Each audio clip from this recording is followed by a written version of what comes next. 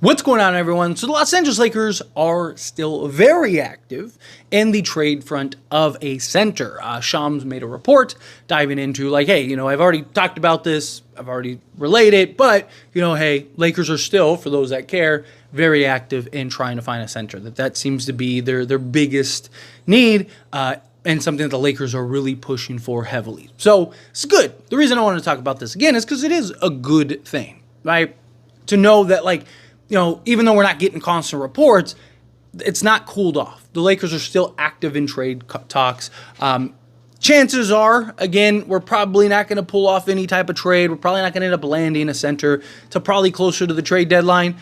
Best case scenario would be middle of next month in December when a Jonas Valanciunas becomes available. I still think he's probably the most likely. If I had to guess, right, hey, Tyler, which center do you think is most likely for the Lakers to land via trade? I think it's Valanciunas, right? You got a good relationship with the Wizards. You made multiple trades with them in the past. I don't think that they expect to get a first for Valanciunas. So you're probably looking at, multiple seconds, which the Lakers would probably be willing to do. He's on a good chunk contract. He kind of lines up with, the LeBron and AD era.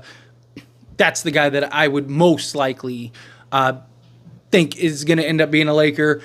I don't hate the idea of a Vucevic or, a Brook Lopez or any of those guys. Problem is they're all 20+ million. So it's just even a Jakob Poeltl I've talked about recently. Problem is those guys are all 20+ million. So it's hard to go get them and then something else. It's not that you can't, but it's you get a Brook Lopez, for example. You got to figure out a 3-team trade. He's making $23 million. He's 36. He's had better games recently, but he's had his struggles all season. He hasn't looked the same. How much of that is just the Milwaukee Bucks are absolutely dysfunctional? How much of it is that, it's just Brook Lopez is getting older, right? And he doesn't have it the way he used to. Vucevic is having an incredible season. He's actually having a very good season, especially shooting the 3 ball. He's always kind of been under league average, even though he's been looked at as a floor stretching big. However, this season he is above league average. He is just shooting incredibly well. Problem is defensively. But you look at it, it's okay, we have Anthony Davis who can kind of make up for a lot, but do you want to continue to put so much pressure on Anthony Davis? Now, yes, Valanciunas still puts pressure defensively on Anthony Davis, but $10 million and $20 million is a very big difference, especially for a team in the Lakers that could go and make other moves. Right now, if you go get a Nikola Vucevic, right, and his $20 million, compared to a Jonas Valanciunas who's making $10 million, right? That's the difference between you getting a Dorian Finney-Smith, right? You just have to add in, a Jalen Hood-Schifino, and boom, there's Dorian Finney-Smith, right? Those are the differences between getting those guys. So now you got a 3-and-D guy that you could slot alongside, and you can still go get a Dennis Schroeder, right? There are reports that the Brooklyn Nets have opened up their entire roster. I would love to go get Nick Claxton. I just think that the demand for him is probably going to be pretty high. He's 25 years old. He's already a guy that gets you a double-double and block a couple shots a game. He's very good for them. Perfect world, him slotted alongside Anthony Davis, just chef kiss, right? But the reality is that that's probably going to be pretty pricey, and he's young enough to where the Nets can keep him, so I don't think that they'll be in a rush to trade him. But if the right offer comes along, I could see them being all right, let's get the deal done type thing. So,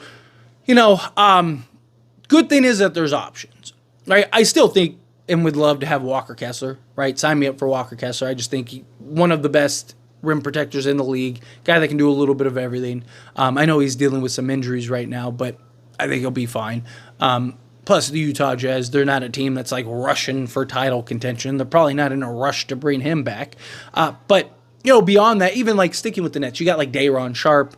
He's a guy that, has some good size. He's not 7 feet. He's listed as 6'9", which I think is really interesting because in college and coming into the league, he was listed as 6'11", 265. But now the NBA has him listed as 6'9", 265. So it's okay, what is it? Right? Did he just shrink 2 inches? Or is that now, is he 6'9" without shoes and then 6'11" with shoes? Right? He's got a pretty thick sole if that's the case. But nonetheless, right? he's a guy 265, give you some bang down low. He's also like $4 million too, so he's cheap enough to be a tack on. So if you get him plus another piece, like him and Cam Johnson, or him, Cam Johnson, and like a Dennis Schroeder, right? Like now you solve multiple needs. If I'm the Lakers, that's ideally what I'd like to do, right? Like can you solve multiple needs, right? Like you go get Brook Lopez, again, it's $23 million. Not only do you have to work out a third team, but you have to take on that $23 million. And it's like, okay, well, now, yeah, you could get to another like $30 million in tradable salary, but no, you're talking one, maybe two other guys. It's like, how long can he maintain? Right? I'm not a fan of the Brook Lopez idea. Again, Vucevic, sure. I wouldn't hate it. It's not my favorite idea again, but I don't hate it.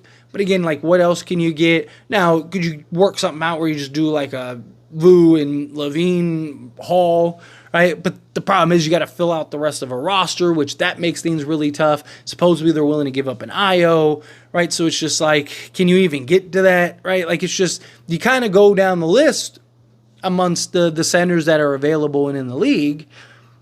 You know, how many other guys, like, how many guys do you need from some of these teams, right? Like Clint Capella and the Atlanta Hawks, right? Like, I like him. I like the idea of him because he's an expiring contract. So, like, if it works, great.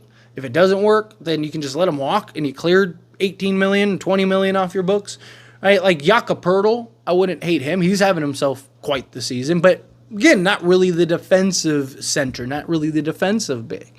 But there's a reason all these guys are available. Something you got to keep in mind too.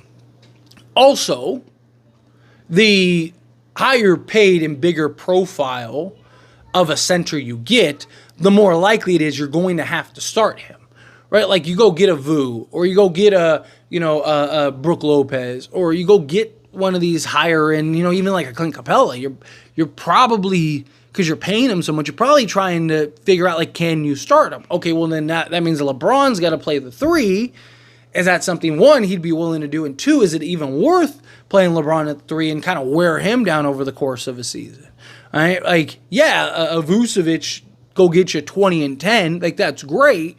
But is it at the detriment of LeBron? Because he's probably not going to be super thrilled coming off the bench for the Lakers. And do you really want to have a $20 million center coming off the bench that you're paying for the next few years? Probably not, right? Like, where you look at, again, like a Valanciunas, it's like, okay, he's making $10 million. It's justifiable for a guy coming off the bench. I don't think he would expect to start over Anthony Davis or LeBron James at the four, right? So, like, he just makes sense. I just think he's a guy that's just easier to plug and play. Kind of gives you a lot of the same stuff, gives you the playmaking out of the post, gives you the post work where you can just dump the ball down to him and he can go to work, gives you, it doesn't give you the floor running, but neither does Vu and Brook Lopez really, but, it gives you some floor spacing. He's not like elite, but no, he's enough to, like, at least put pressure on the defense and stuff like that. The other route is you just go get one of these young guys, right? Like, I've talked about it. Do you go get a Zach LaVine and then save your assets and then turn around and use them to go get a Walker Kessler, right? And then maybe you can get an Io in the deal because supposedly Chicago would be willing to include Io to unload Zach LaVine. Okay, if you could do that, right? And you can get an Io, get a Zach LaVine, get a point of attack, athletic, young guard that can do multiple things on the court. Also get a guy in Zach LaVine who just, I believe, is the highest ceiling raiser. And then you go get a guy in a Walker Kessler who he's a guy that can be your center for now and the future. But you can also justify, again, him coming off the bench. He's come off the bench at times for Utah. Right? And it's just like, hey, you're the future here. You're the guy. Right? So just work with us, remain patient, let us kind of build towards win a championship, buy in, help develop you and all that. Right? Like, I don't think that that's a terrible idea. You got guys like Nick Richards, but how available is Nick Richards? Right? Like Mark Williams, the Hornets have been really high on, but that guy just, like, hasn't been able to stay healthy. And so it's just like, would they be really willing to trade Nick Richards? I wouldn't hate it. Again, talking about another guy that's $5 million, so he's cheap enough.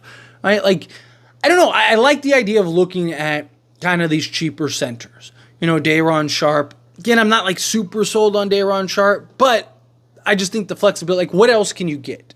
If you told me you got Day'Ron Sharpe and this, that, and the other, now we're talking. Right now, okay, I can buy in. I'll subscribe to that. But if it's like, oh yeah, we got him and Dennis Schroeder, I'd be like, okay, so we're not really that much better. Maybe slightly better, but not that much better, right? Like, so to me, it just depends on like what is the collective type of package and trades that you can get, whether it's in multiple trades or just one singular trade. Like I said, like a Brooklyn Nets. We're getting like a Dennis Schroeder, Dorian Finney-Smith, Day'Ron Sharpe, and it's just like, boom, there you go. You got 3 or 4 guys to kind of plug into the roster that you have here.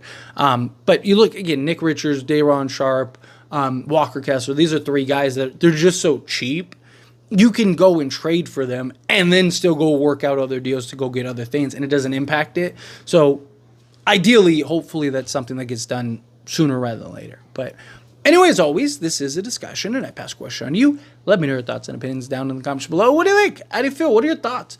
Do you agree? Do you think, like, yeah, you got to get one of the cheaper centers? You think, no, go get a Vu, go get a Brook Lopez, go get something like that? Do you think, like, it doesn't matter, like, just get a center? Right? Like, whatever you got to do, you figure it out. Is there anyone in particular that comes to mind that you're like, no, I really want to have, like, this guy? Right? Like, for me, it's Walker Kessler. Go get Walker Kessler. I love the idea of Walker Kessler. He's young enough to be a huge part of your future, be your center for the next 10-plus years, and you're in really good shape. Beyond that, yeah, like, again, like a Day'Ron Sharpe, sure. Again, I'm not, like, super sold on Day'Ron.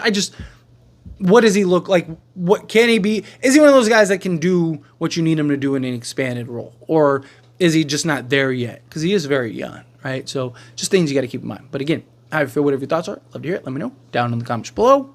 That being said, if you haven't liked this video, hit that like button. Helps me a lot. So we enjoy these types of videos, and I truly appreciate it. Not subscribe channel, hit that subscribe button, turn on the bell notifications.